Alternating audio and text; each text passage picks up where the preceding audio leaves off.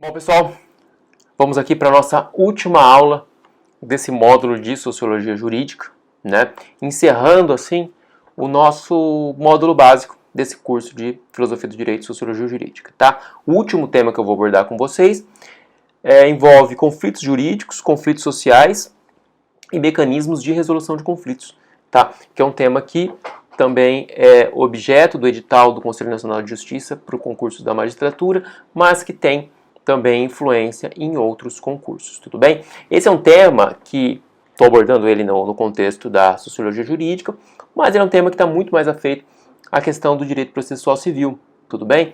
Eu vou tentar abordar ele de um viés mais da sociologia, mas o estudo desse tema ele pode ser complementado principalmente com os estudos que vocês fizerem sobre direito processual civil, tá certo? Bom, a gente tem que partir do pressuposto que o quê? Que os conflitos sociais eles são inevitáveis no âmbito social, tá? Especialmente em sociedades que são marcadas por relações muito complexas, né? Nesse contexto contemporâneo, então, esses conflitos alcançam níveis muito elevados, são inevitáveis e pressionam o direito para encontrar certos mecanismos que sejam capazes de lidar de forma satisfatória com esses conflitos, tá? Tanto para a resolução quanto para a própria prevenção desses conflitos, que tem sido cada vez mais a lógica, a tônica, tanto do Poder Judiciário quanto das funções essenciais da Justiça. Tudo bem? Bom, de modo muito didático, a gente pode dizer que o direito ele tem duas formas para lidar com os conflitos, né? A primeira delas é a prevenção, né? O direito, apesar dele contar principalmente, dele recorrer principalmente a mecanismos repressivos, né? Ele conta também com uma série de normas voltadas para a cooperação jurídica, para certas práticas que vão permitir essa ênfase mais preventiva nos conflitos, né? A gente pode pensar ainda, né, do ponto de vista prático, na atuação do Ministério Público e da Defensoria Pública na tutela coletiva antes que os conflitos se instaurem, né? Então, é muito comum que esses órgãos peçam recomendações, né, a Defensoria instaura procedimentos, o Ministério Público tem à sua disposição inquérito civil, né, e vão aí tentar prevenir certos conflitos antes que eles ocorram, né? Por exemplo, vão identificar a necessidade de uma certa política pública que poderá ser prejudicial a um grupo vulnerável e a partir daí tentar prevenir os conflitos que vão surgir a partir disso, né? Então o procurador, o promotor, o defensor detectam ali que, por exemplo, uma certa obra vai causar um certo impacto social, um certo impacto ambiental, que vai gerar uma série de conflitos e a partir disso vai atuar de forma preventiva, eventualmente até recorrendo ao judiciário, enfim. Mas aí a utilização do direito de uma forma muito mais preventiva, né? Mas o direito possui também uma função compositiva, né? Ou seja, aqui o conflito já surgiu, né? E o papel do direito será, de certa maneira, buscar a composição, buscar a solução desse conflito, tá? É importante marcar, e isso já foi objeto de prova de concurso, que o instrumental jurídico dificilmente vai conseguir resolver o conflito social subjacente, tá? Você vai caber apenas o quê? A composição entre esses interesses, muito mais do ponto de vista jurídico, mas o direito ele é incapaz de acabar com o conflito social, vamos dizer assim, tá? Ou seja, a gente tem a lide social, a lide sociológica, desculpa, que é o próprio conflito, que é o modo como o conflito vai se instaurar ali no mundo, e a lide processual, que é aquela parcela do conflito que vai ser levada para um âmbito institucionalizado e aí vai ser resolvida, vai ser solucionada, vai ser composta ali, vai ser objeto de composição com a ajuda de certos instrumentos jurídicos. Tudo bem, essa é uma divisão importante. Então, a lide sociológica e a lide processual, tá? Vamos dizer assim. Bom, então, nesse contexto, essa composição, ela consiste o quê? Num sopesamento dos interesses em conflito para determinar qual deve prevalecer e qual deve ser reprimido, né? Usando aqui a sistematização proposta por Sérgio Cavalieri Filho, a gente pode pensar em três em 3 critérios para a composição de conflitos, tá? A composição voluntária, que é feita a partir de um acordo entre as partes. Um critério autoritário, tá? No qual a composição do conflito ele depende única e exclusivamente do arbítrio de uma autoridade. Tá? Então aí você está diante de uma solução arbitrária, né? Que é um critério que evidentemente é incompatível com o Estado democrático do direito. E, por fim, o critério da composição jurídica, segundo o qual o conflito é resolvido a partir de critérios previamente determinados, de forma pública, critérios esses que são aplicáveis a todos, de uma maneira igual, ou seja, são critérios que é um modo de composição que é pautado pela anterioridade, pela publicidade e pela anterioridade. Tá? A gente pode pensar, e isso eu deixo para aprofundamento no material, porque, como eu disse, é uma temática muito mais relacionada ao direito processual civil,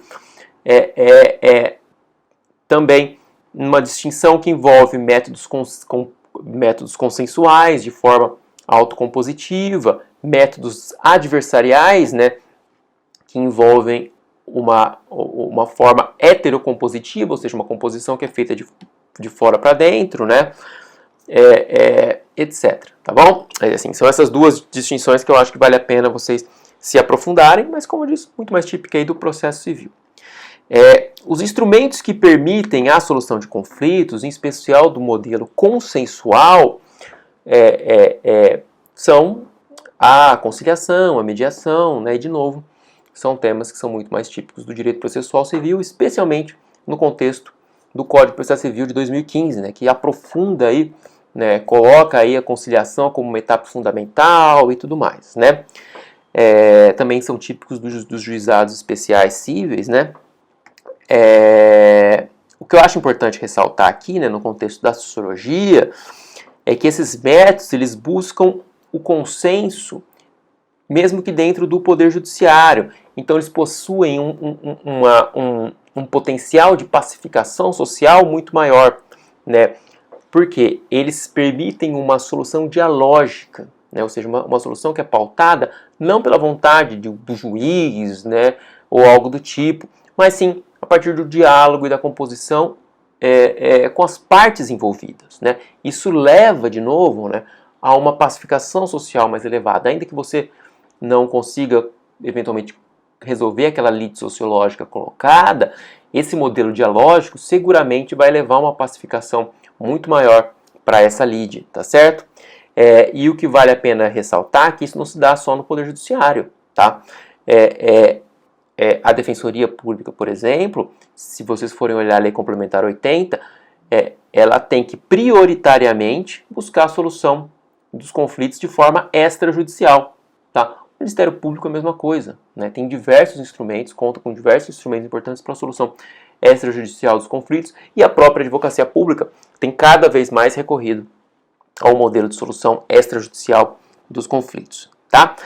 Esses novos instrumentos de resolução de conflito, eles estão no contexto daquelas famosas ondas renovatórias do acesso à justiça, né, apresentadas no Brasil, na tradução de um dos capítulos, né, da obra Acesso à Justiça, do Capelletti e do Brian Garth, né. O pessoal às vezes acha que a obra é só aquele livrinho verde, mas não é, né, a obra ela é uma obra muito grande, muito vasta, e um dos capítulos foi traduzido no Brasil pela ministra Ellen Grace, né, e é uma obra extremamente influente para se pensar no acesso à justiça, nessa divisão de ondas renovatórias, né. Eu particularmente acho que esse tema já deu o que tinha que dar, mas é um tema que ainda é muito explorado, principalmente por autores que trabalham algumas temáticas no âmbito da defensoria pública, tá? Mas, pensando aí especificamente nessa questão das ondas e desses instrumentos, né, esses instrumentos eles estão muito relacionados também com a emergência de novos direitos, né, principalmente no contexto de um Brasil saído da ditadura, que reconhece uma série de direitos para certas camadas da população que não eram reconhecidas pelo poder público, né? Então esses instrumentos de composição de conflitos, essas novas formas de lidar com os conflitos, estão também nesse contexto, nessa relação com esses novos direitos, tá? Ou seja, esses novos direitos levam a uma necessidade de expansão dos próprios instrumentos destinados à composição de conflitos, tudo bem? E a gente pode pensar aqui também, se for expandir, na questão das próprias ações civis públicas destinadas à tutela coletiva, litígios estruturais, etc, etc, etc.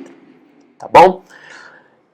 Esse novo contexto levou o Conselho Nacional de Justiça, tem levado, na verdade, o Conselho Nacional de Justiça a investir cada vez mais em formas ditas pacíficas, né, de solução de conflitos. Né? Você tem aí resoluções, né, que apontam, né, para o estímulo à conciliação, criação de cadastro nacional de mediadores e conciliadores, criação de centrais de conciliação, estímulo à pesquisa, treinamento de pessoal, ênfase na conciliação pré-processual, que tem sido uma tônica muito importante, né? Se a gente pegar, por exemplo, nessa questão do auxílio emergencial, o Tribunal Regional Federal da Terceira Região, que é o meu tribunal, então eu falo dele só porque eu tenho mais familiaridade, ele criou ferramentas para buscar uma solução dessa temática do acesso ao auxílio emergencial antes que fosse necessário criar instaurar um processo judicial em si. Né? Então criou-se uma plataforma que permitia que as partes discutissem, buscassem uma solução sem a necessidade de recurso a um processo. Eu me recordo também no Tribunal Regional Federal da Quarta Região, mesma coisa, né? A utilização de certas ferramentas eletrônicas, né? Quase um bate-papo, né? Aqueles chat, né? Para se tentar utilizado para aproximar as partes para uma conciliação pré-processual. Tá? Então essa tem sido, de certa maneira, a tônica no Poder Judiciário, né? Evitar que os conflitos virem processos, e é também a tônica das funções essenciais da Justiça. Algumas delas, inclusive, como a Defensoria Pública, têm obrigação legal de buscar a solução dos conflitos de forma extrajudicial, de forma prioritária. Né? Ou seja, o acesso à justiça, nesse novo contexto, ele não é visto apenas como acesso ao judiciário, né? Você tem aí, por exemplo, a fala do Kazu, né? Aquele conceito de acesso, Kazu Watanabe, né? Acesso à ordem jurídica justa, né? De modo que você tem o quê? Uma expansão das funções, das funções do Poder Judiciário, mas um foco, um investimento cada vez maior em sistemas não judiciais de solução de conflitos. Tudo bem?